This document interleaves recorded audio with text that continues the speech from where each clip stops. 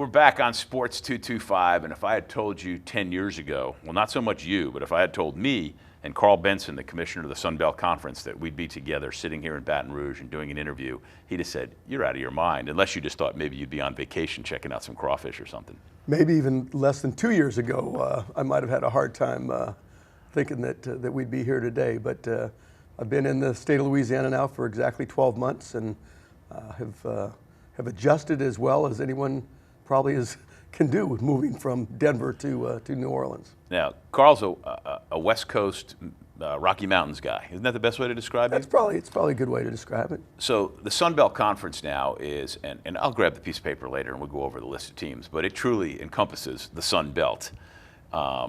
In basketball and football, you hear a lot of times for a coach taking over a program, oh, he's a West Coast guy or he's a Midwest guy, and the fit and everything. It doesn't necessarily apply to commissioners, does it? Or does it? Well, sometimes it does. I've been referred to as a Yankee, in the last 12 but you're months. Not. I'm a Yankee, Northeast guy, yeah. West guy. West Coast and Yankee, whatever. But my predecessor, Wright Waters, was born and bred, from Alabama and the South, and he kind of portrayed the Southern image. And I think I bring a different culture, a different image, to the Sun Belt, and yet I think I came at a perfect time, Lee, in terms of transition and the changes that were occurring, not just in the Sun Belt, but in the Western Athletic Conference, where I'd spent the last 18 years. Well, that's why I wanted Karl to come on the show, because there's so much happening in college sports right now, and not the least of which is the ongoing realignment. And there's a tendency to just think of the Big Five conferences and what that means for an ultimate football playoff. But in the second tier, if you will, the movement and the things that are going on are amazing. But since you touched on it, many years ago, I want to say maybe 10, Wright Waters came on the show, came up from New Orleans when he was the Sun Belt commissioner. And it so happened, we had set up the interview, just like you and I did, hey, let's meet on a certain date. It was after University of Miami football team had gotten in a helmet-swinging, all-out brawl that Saturday night with I can't remember who, but nonetheless, I think it was FIU. I was going to say that, but anyway, I think you're right. Which is one of your current but leaving conference members. So I got him at a really, really unbelievable time. So how was your first year? You didn't have anything like that. Well, I had a few suspensions and a few discipline issues, but more than anything, it's been this conference realignment. And in a year's time, since I took over the 1st of April, a year ago, the Sun Belt has added 7 teams and is losing 5. So it's been pretty much a constant membership transition. And yet one of the reasons that I took this job was that the Sun Belt was in a position where it had options. And I knew that there was going to be change, and I knew that there was going to have to be changes made. But I knew that there were a plentiful number of good quality institutions that could fill the holes for the Sun Belt. Unlike, unfortunately, what had occurred out west, that the WAC no longer had the options. We've got time, and so let people get to know you a little bit. So you played baseball in college. I was a college baseball player, a wannabe professional player that couldn't run, couldn't throw, but I could hit a little bit, and so I made it through 4 years of college. And no, wait, at Boise State. At Boise State. At the same time as a basketball player named Trent Johnson. Right, the former LSU coach. Yeah. It's funny how it goes, and because Trent, of course, was in Louisiana and now is in Dallas at TCU. You then coached, right? I wanted to coach and got into coaching at Boise State after I finished my playing days, and got a taste of coaching and wanted to be a big-time college baseball coach. And spent 2 years at Boise State and then went the junior college route, and spent 7 or 8 years at the junior college level, and figured that I probably wasn't going to make that jump to Arizona State or UCLA or USC, and drifted into administration. Got into administration at the junior college level, and then really what kind of opened the door for this job, the commissioner job, which I've now been since 1990. I've been a commissioner at 3 different conferences now. I went to work at the NCAA in 1985, and that's what opened the door. And actually, back in those days, very few people even could recognize a commissioner. And there were conferences, but there just wasn't the same type of recognition that conferences have today. And in 1990, I became the commissioner. Part of that's because ESPN was in its infancy. That's true too. So, but 1990 became the commissioner of the Mid-American Conference, and 4 years later, the commissioner of the Western Athletic Conference, and 18 years there. And okay, now you glossed over a couple of things. First thing is, what can baseball season early in the year be like in February? It's got to be awful.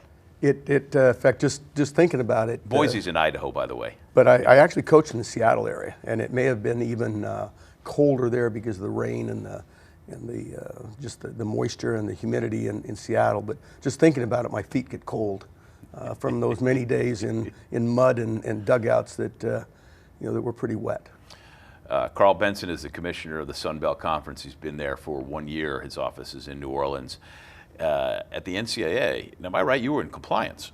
I started out early on. In fact, one of the first compliance positions at the NCAA, and kind of got lucky in that they were looking for someone that had some coaching, some campus experience, and they wanted to try to break the kind of the stigma of the NCAA being just a bunch of lawyers that they made one day. they decided to go the coaching route, and I spent 1 year in compliance and realized that that wasn't for me. And a good friend of both of ours, Tom Jernstedt, longtime executive at the NCAA, convinced me to move from compliance to the championships department, which good call. That's the fun place to work at the NCAA. Did you have any juicy cases though? 1985, that was the year Dale Brown got in trouble for calling the NCAA Gestapo bastards. And it was you can say that, I can't, but it was also the SMU, the era of SMU too. Ooh, so Eric Dickerson and all that, and the death penalty and such. So it was a juicy time. Dan Beebe, the former commissioner of the Big 12 Conference, was the chief investigator of that whole Southwest Conference debacle and the controversy and the scandal of the Southwest Conference. But got out of that side and went to the fun side of the NCAA, and then followed several of former NCAA staff. Jim Delaney was a former NCAA staffer who became the commissioner of the Ohio Valley and then the Big Ten, and Tom Yeager, the longtime commissioner of the Colonial Athletic Conference, was an NCAA staffer. Dan Beebe, as I mentioned. Were you guys all together at one time? I was never there with Jim. Jim left right before I got there. But at one time there were probably a half a dozen Division I commissioners that had NCAA background. And interesting enough, the changes that have occurred in conferences. Back in the 80s and the early 90s, conferences were service organizations, just like the NCAA was a service organization, a governing body that that we put on championships and hired officials and put out press releases and and enforced rules. And it was really in the early 90s that conferences changed into enterprises and became businesses. And I look back on Jim Delaney at the Big Ten and Roy Kramer at the Southeastern Conference, that those two commissioners in the early 90s may have changed the landscape of conference operations to today, as we know, the financial impact that conferences have today on the sporting world. There are those of us who had made the joke that the SEC has more money than the Vatican. Karl Benson is the commissioner of the Sun Belt Conference. He'll be here for a while. You're watching Sports 225. We'll talk about the Sun Belt when we get back. I'm Lee Feinswag. We're back on Sports 225. I'm Lee Feinswag visiting with Karl Benson. He's the commissioner of the Sun Belt Conference. We got to know each other, I guess, in the 90s, especially when I was on the board of directors for U.S. Basketball Writers, and I think probably through that Friday morning god-awful early breakfast we always used to have and all the issues at hand. Actually, there's a little bit more in the early 2000s. I was on the basketball committee 2002 through 2006, so I think that was probably our first introduction. Yeah, we remember one of the things we always talked about at that breakfast always was the preservation of media seats. That was always a big deal. They find the battle finally has been lost and there's no going back. They must have taken 450 courtside people and put them up in the press box, and they'll be there forever. I, for one, have been an upper press box guy for a while because I deserve to be, but that's a whole other story. All right, so the Sun Belt Conference, which I have always enjoyed and always thought is a fabulous league in whatever form it's been taking and how it's always evolved. So currently, it says here on my list. You have Little Rock, Arkansas State, Florida Atlantic, Florida International, Louisiana Lafayette, Louisiana Monroe, Middle Tennessee, North Texas, South Alabama, Troy, and Western Kentucky. Now, those are current teams. Now I could have done that without the cheat sheet. Oh, that's true. I would hope so. Now, is this correct? Florida Atlantic is going to Conference USA. Correct. And North Texas is going to Conference USA. Correct. Which I can't understand why. I don't think there's any upside in that move for those schools, but I'll ask you that. And then Western Kentucky is also going there. And Florida International and Middle Tennessee. Wait, they're all five. going all into five that going. league? All five. So in turn, next year you have coming in Georgia State, Texas Arlington, which is a really good sports program, and Texas State. Correct. They're leaving the Sun Belt, right? Is UTA leaving the Sun Belt too? No. I mean, not the Southland. Well, actually, they left the Southland Okay. 2 years ago when I was the commissioner of the Western Athletic Conference. The WAC brought in UT, Arlington, and Texas State Somebody get me a score. into the WAC. So they're one of these. Those two schools are one of several that will have played 3 different conferences in 3 different years: Southland, WAC, and then Sun Belt next year. You're also getting Georgia State, which is great because that's Atlanta, and that's a market that's a good market and easy travel, at least flight-wise. In the footprint, and what we've really tried to do, Lee, is to establish and preserve a footprint. Even though we stretch from Texas to Georgia or Florida, it was important to create divisions: Eastern Division, Western Division, and Texas State and UT Arlington obviously fit in the West, and Georgia State was a good spot for us in the East. And then Appalachian State coming in App State 2 years, is that right? In 2 years, well, actually a year from now, July 2014, Appalachian State and Georgia Southern, 2 long-time, 1AA now FCS football programs that again are in the Sun Belt footprint and will be, I think, outstanding members for us. Now this show originates at 7 o'clock Thursday nights on Cox 4 in Baton Rouge and surrounding areas, and with various replays. And then our first airing on CST is 7 a.m. Friday, and then Monday 7 a.m. And CST being a regional network. And you guys have your sports, a lot of them are showing up on CST, right? We have a long-time relationship with Cox and CST, and the Sun Belt Network. It's actually combined with a cable outlet in Atlanta as well, CSS, College Sports South, and so it's been a partnership between the Sun Belt and those 2 entities, and it provides us some secondary programming, and especially here in the in Louisiana market for Cox, it's been a great partnership for us. Now, do you see yourself staying in New Orleans as the office? A year ago, I had the green light when I came in a year ago to relocate if I thought that there was a better location, and I also had the directive to find a new place for the Sun Belt basketball tournament that has been in Hot Springs, Arkansas, the last 5 years. And so early on in my tenure, I was looking at Memphis or Nashville or Atlanta, Orlando, and yet I always knew in the back of my mind that the best place for the Sun Belt basketball tournament would be New Orleans. And we were able to strike a deal to bring the tournament to New Orleans, which also now will allow us to keep the conference headquarters in New Orleans and to try to create a little bit more presence.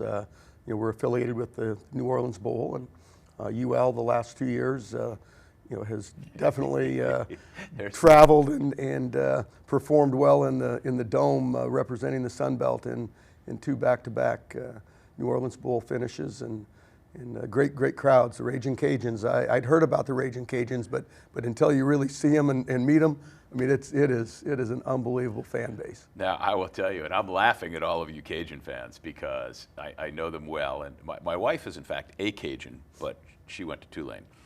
But I know, I call it the artist formerly known as USL, and I've always been a big fan of the school and all that goes on there. But man, oh man, did they go nuts this past year for that football team. And when they got invited to that bowl and the numbers that they showed up with and the enthusiasm, and I was thinking to myself, Karl Benson's a happy guy this week. It was well done, and it came off the 2011 game when they beat San Diego State. They and got a 52-yard field goal at the buzzer or something, remarkable right? finish, Yeah. and all the UL fans who didn't go to the game in 2011, they definitely showed up in 2012, and it was New Orleans was painted red for several days by the Raging Cajun fans. Now, it's a logical place for the basketball tournament, just like it's a logical place for your office, because when you think about the reach to the west and now to the east and a little bit north, I mean, it just makes sense. It's right in the center. It's right Yeah. right in the heart of the Sun Belt footprint, and we think again that we'll rely on UL fans and ULM fans, from a basketball standpoint, but also driving distance from Arkansas State and South Alabama and even New Orleans to Atlanta is driving distance. So we think it'll be a great regional location. We're going to start on the modest side. We'll do the tournament out at the University of New Orleans at Lakefront Arena that has been completely redone since Katrina, and they've created a great venue out at Lakefront, and we'll do the tournament there in the early days and hope that we can build it to a point of bringing it back downtown to New Orleans Arena. What about Tulane? Wouldn't Tulane be a logical Sun Belt Conference fit? They would be. In fact, we would take them in a heartbeat. But they've made the decision to go the Big East, or as we now are referring to the Big East as the American Athletic Conference, the AAC. Mm-hmm. And Rick Dixon, a good friend and a good colleague, and I think that when President Cowens and Rick made that decision, they were looking at the Big East as a much different entity as they are today, but still decisions that have been made over the course of the last couple of years in terms of conference alignment. Sometimes you just can't answer the question why. You just have to accept the fact and move on. What a great diplomatic answer, but I don't know the other one. So I'll ask you this rhetorical question as we go to break. So if you're a really good athlete in this new formed league, which is the American Conference. American Athletic Conference. American Athletic Conference. So you would become an All-American Athletic Conference member. And then if you were a nationally honored player as one of the best in the country, would you then become an All-American? All-American, double, All-American squared. Yes, we're All-Americans here. I'm Lee Feinswag at Sports 225. We'll be right back. All-Americans, All-Americans. Ooh, don't even get me going. Back on Sports 225, visiting with Karl Benson, the commissioner of the Sun Belt Conference, who came here a year ago, and it's a different world. I moved to Baton Rouge 28 years ago. I was in Winston-Salem, North Carolina. My personal biography here, but in the summer of 1984, I interviewed for 2 jobs. One was to cover the Green Bay Packers for the Press-Gazette in Green Bay. The other one was to go to work for the Advocate in Baton Rouge. And I thought for sure I was getting the Green Bay job, was all ready to go, and didn't get it. And then I got offered the job in Baton Rouge, and I said, I'll go down there for a year or 2. And there were parts of it that were just remarkably foreign to me, and to this day probably still are. When you come to a place like New Orleans, where there's so many things going on, I mean, it's just never ending. And there's that laissez-faire attitude. There must have been a couple of times when you said, whoa. Being at the WAC, I had the University of Hawaii in the WAC for 18 years, and I'd go to Hawaii 2 or 3 times, and specifically Honolulu. And I always referred to Honolulu as a multicultural, mm-hmm. But it had its own laid-back type of culture and atmosphere and environment. And I've visited New Orleans many a times over the last 20 years, but to live in that city versus just travel in and out, you really do see that culture, and it's great culture, and there's great history and great tradition, and I haven't had a lot of time this year to really become connected and part of it, but I like it. I like it a lot. Sunbelt, what's the biggest challenge you have in football right now? Well, right now we've got the membership issues that we're getting through, and we have some great young programs and some great young coaches in the conference, and we've got teams coming back next year. It's to maintain probably the success we had this last year. Sunbelt's only a 11-year-old football conference, and you guys have done real well in bowl games, haven't you? And this past year was our best year ever in terms of non-conference play, and then had 4 teams in the bowls, and I think it's a matter of being able to just keep the momentum going. Mark Hudspeth at UL, I think, just kind of personifies the type of young coaches and good solid coaches that we have. Facilities are continuing to grow. UL just announced a major capital project to infuse facilities in Lafayette, and University of Louisiana Monroe had a great season. They beat Arkansas. They had Auburn on the ropes. They had Baylor on the ropes, and Todd Berry up at ULM has done a fantastic job up there. So we've got some momentum going, and hopefully the 2013 season, which is going to be a transition year again in terms of schools coming in and those going out. But I'm very optimistic about the future of the Sun Belt, and if you look on my Twitter page, you'll see a picture of me in a bright yellow optic yellow shirt with the caption that the future is bright for the Sun Belt Conference. So that's been my message here for the last year. And what, pray tell, is your Twitter handle? KB Commish. KB Commish. Yeah. That would be with an SH? Yes. Okay. KB Commish, I love it. Now in basketball, which I'm most fond of in college sports, it's a league with great coaches coming and going.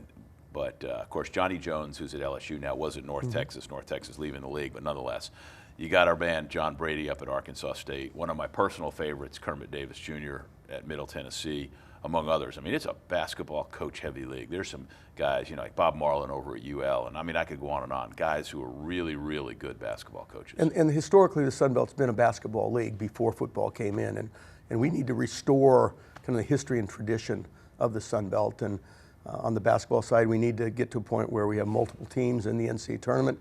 We had 2 teams, this year with Western Kentucky and Middle Tennessee, and we need to get teams in the tournament and then win games to kind of bring the Sun Belt basketball back into that that top 10, top 12 conferences that really kind of set themselves apart from the other 20 conferences. And so that's one of our biggest challenges as well. Yeah, it's so visible. I mean, March Madness is so key for conference visibility and just, everything. I mean, I thought for sure Middle Tennessee, with the year they had, I was glad they got the at-large, but then they got that play-in game, or the first round, if you will. And, it's tough. But I know you got to be rooting hard for a team there to that's the so-called mid-major, get to the round of 16 run that you just so desperately need, right? Absolutely. And Western Kentucky plays Kansas, down into a 3-minute game. And so, I mean, we performed well. I think Middle Tennessee, got a tough draw playing St. Mary's in that play-in game or that first round game. But again, I think that we've got the foundation at a lot of programs. We've got some new facilities. Troy just remarkable new basketball arena at Troy, and so I think that there's momentum that can spill over. Troy's been a really good basketball program for a long time. It's a good hoops league.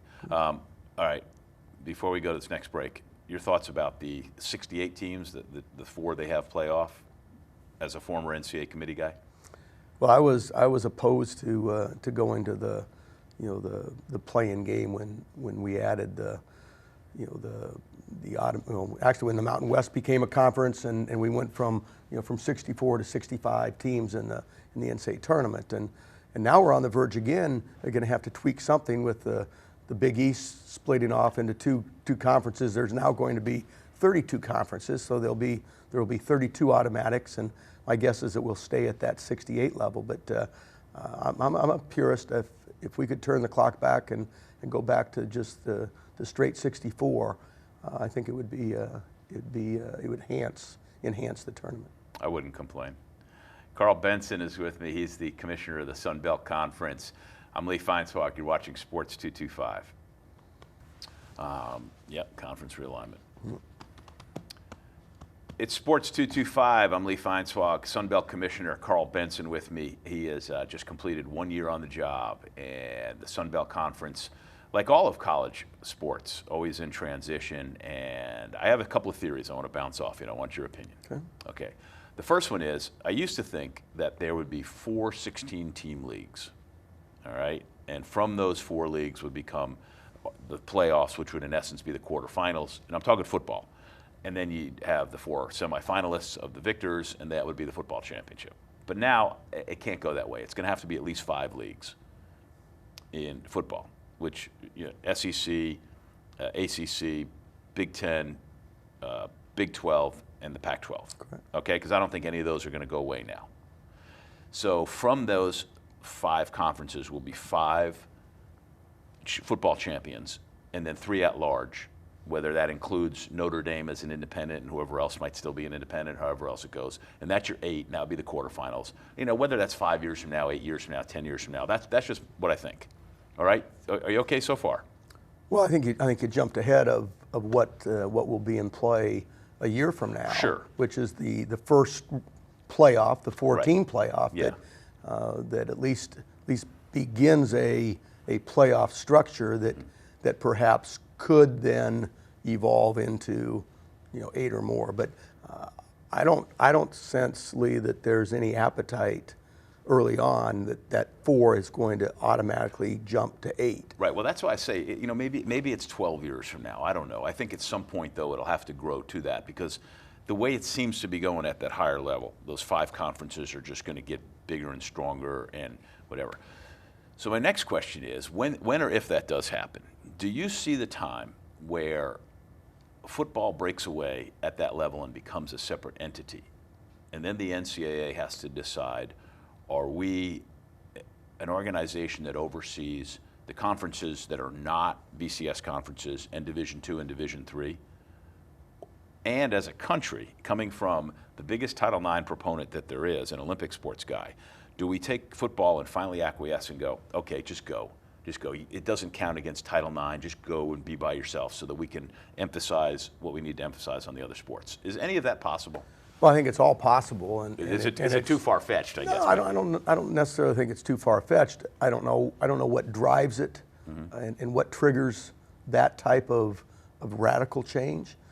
What I do know is that the 10 conferences today that make up the FBS, that will make up this new football playoff, that there's a distinct separation between the 5 that you mentioned and the other 5, Sun Belt, Conference USA, Mountain West, Mid-American, and the New American Athletic, that those 5 conferences are going to have to make sure that we stay in reach of those 5.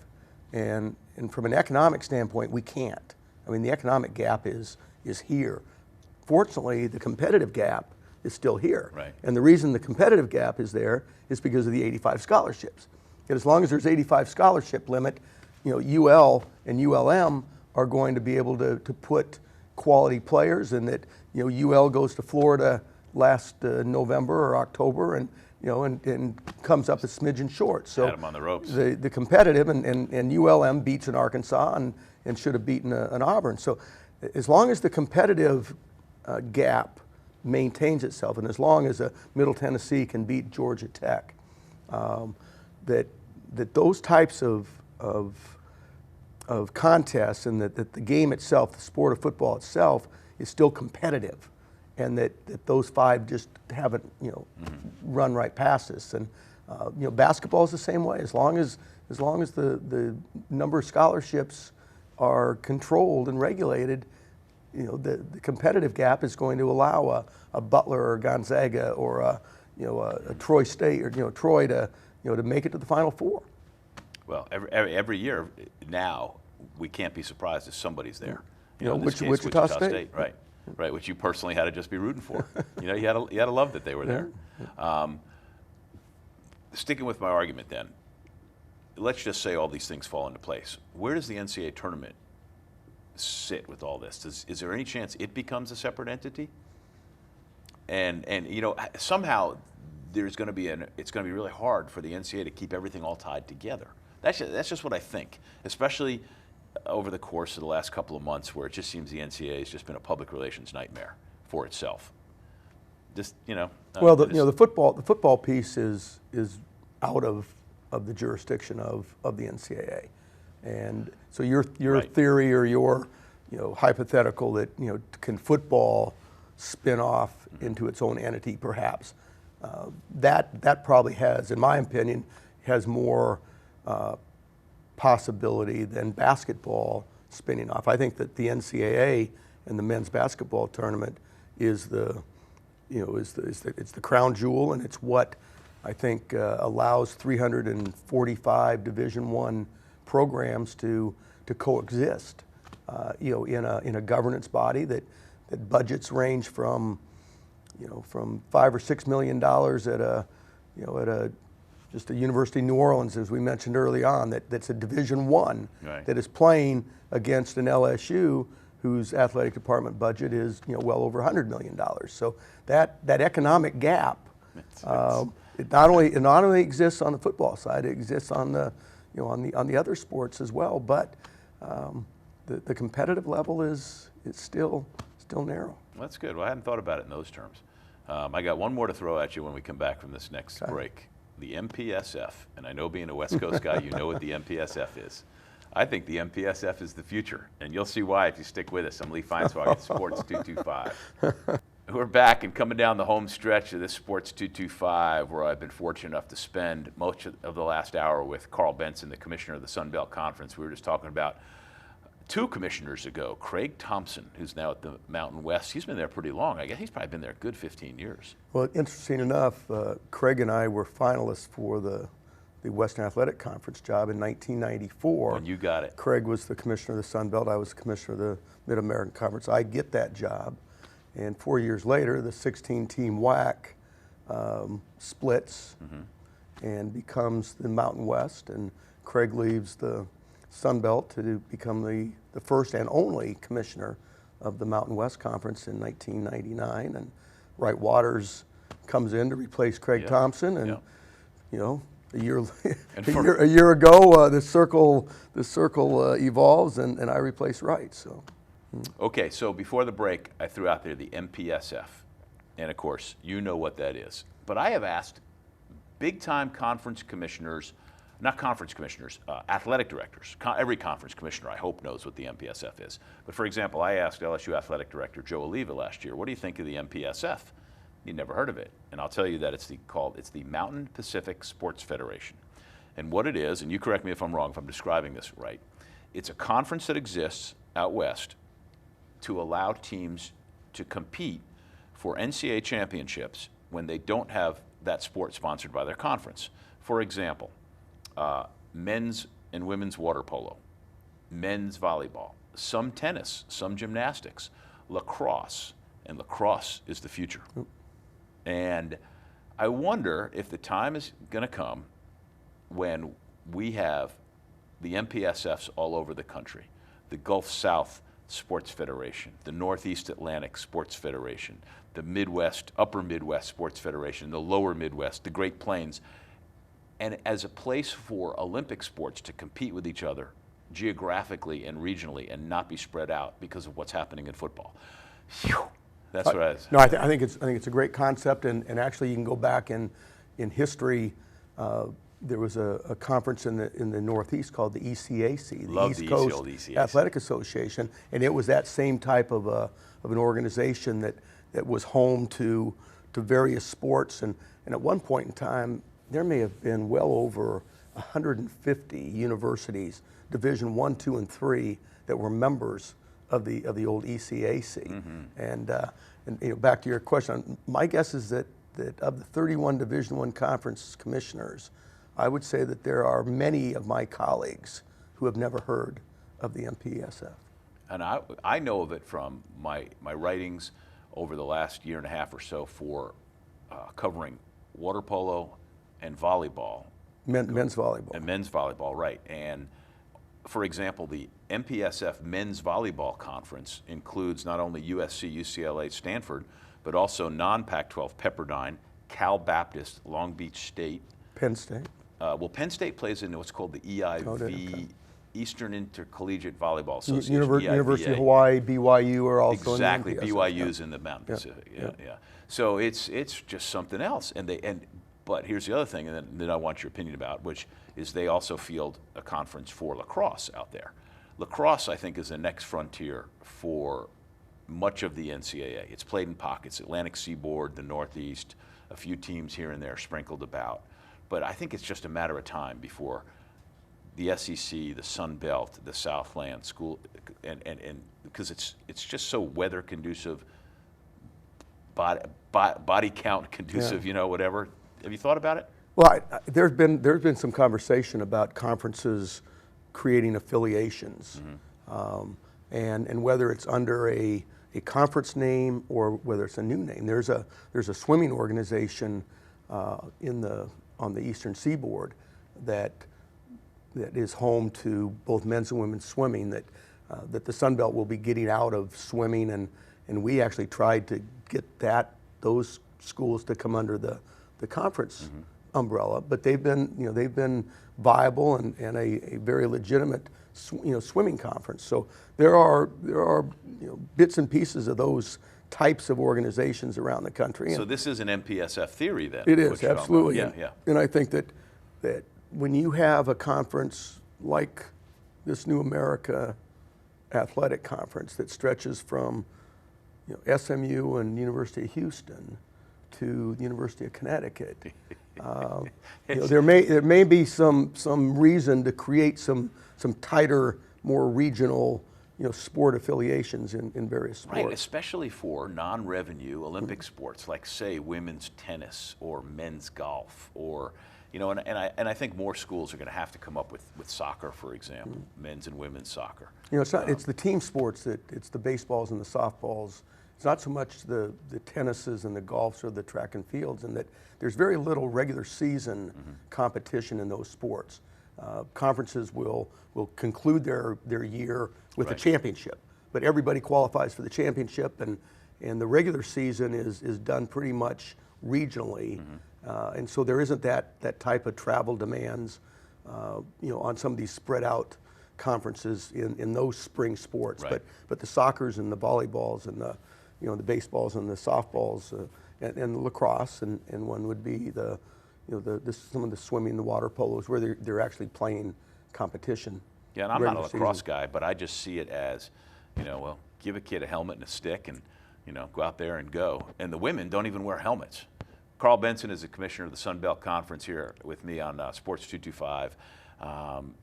Just any general thoughts about sports in college in general here before we wrap up? Just, things that, your challenges, I'm sure, always start with money, Well, I think that one of the things that I've seen now being here, in the Southeast for a year is just how large and passionate the fan bases are, and whether it's LSU or whether it's UL or ULM, that there's a passion in this region for college sports, and the Sun Belt is never going to be the SEC, but on a given Saturday, the Sun Belt may beat an SEC team on occasion, and yet we can coexist. And my relationship with Mike Slive, the commissioner of the SEC, we hope to be able to maybe to do some things cooperatively, in that we share the same footprint, many of the same SEC states. The Sun Belt has teams in as well, so we may try to do some work together with the SEC, and I certainly respect the SEC for what they've done, and it's a great model. It's a great model to follow. Well, I respect and like the Sun Belt. I've known you for a long time. I really appreciate you coming. My pleasure. I enjoyed it. We'll catch up again soon. Thanks to Hunt Palmer for coming on earlier. Thank you to Karl Benson, the commissioner of the Sun Belt Conference. Thank you for watching. I'm Lee Feinswag. This has been Sports 225. At carnival time by Baton Rouge Bay, that's the site of my story. At Spanish Town Mardi Gras, things can get blurry.